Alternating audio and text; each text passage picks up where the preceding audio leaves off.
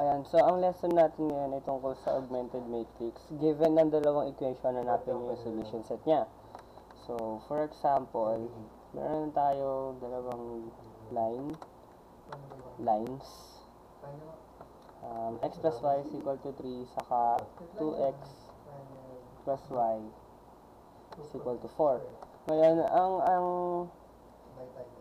ang augmented matrix ay nasa reduced row echelon. So, ibig sabihin, lahat ng first non-zero ng per row ay dapat 1. Tapos, yung nasa taas saka nasa baba ng 1 na yon ay dapat 0. So, gawin natin siya augmented matrix. So, ang coefficient ng x ay 1. Ang coefficient ng y ay 1. Matrix, ang coefficient ng x na to ay 2. Coefficient na to ay 1. Broken line, hiwalay ang constants. Yan. So, kunin natin yung solution set. Solution set nito.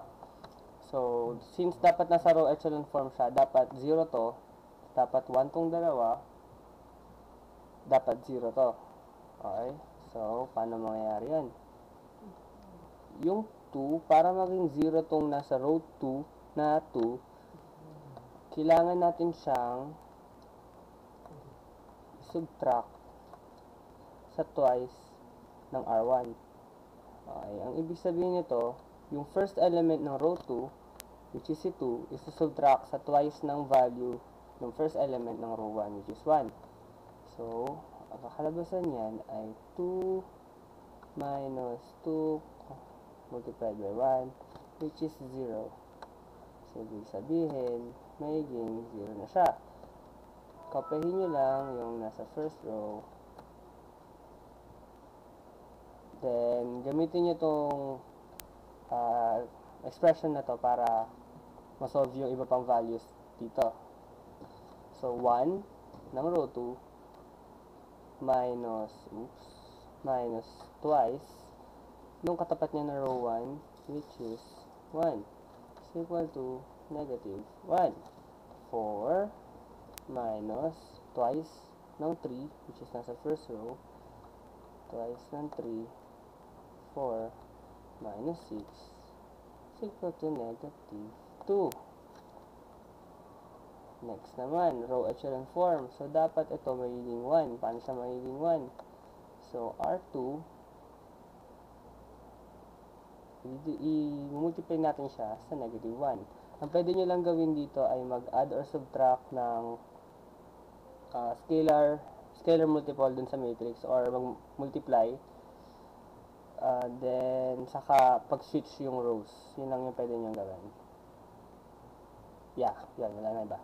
So, yun. Gamitin ito yung expression dito sa second row. Magiging negative 1, quantity negative 1. Kasi hindi ko nasa namin yung 0. Kasi negative 1 times 0 ay 0 din naman. So, magiging 1 siya. Ano matrix? 1, 1. Hindi natin gagalawin yung taas kasi ang binabago lang natin is yung second row. So, 0 times negative 1 ay 0. Negative 1 times negative 1 ay 1. Negative 2 times negative 1 ay 2. So, echelon form ulit. So, dapat magiging 0 to.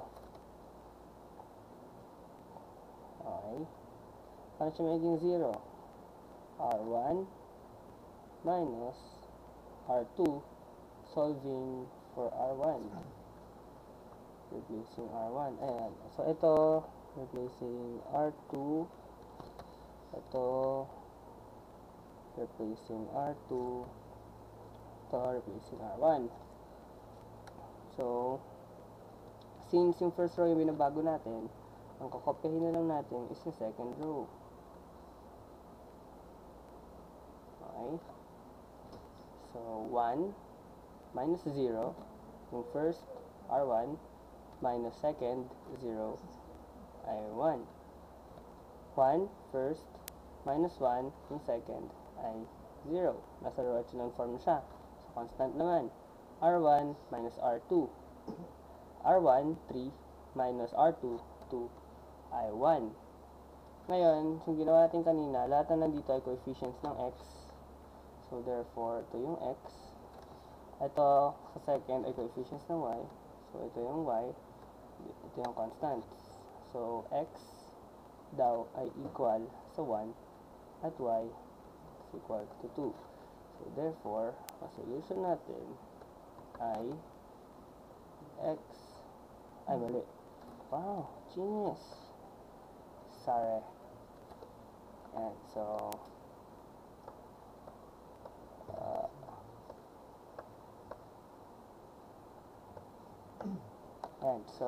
ang solution natin ay 1,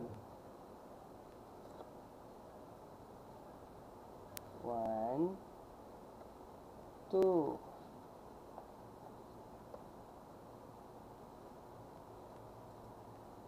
Ayaw na sa akin. Yan, 1, 2. Oops, sorry. Yan. Paano siya i-check?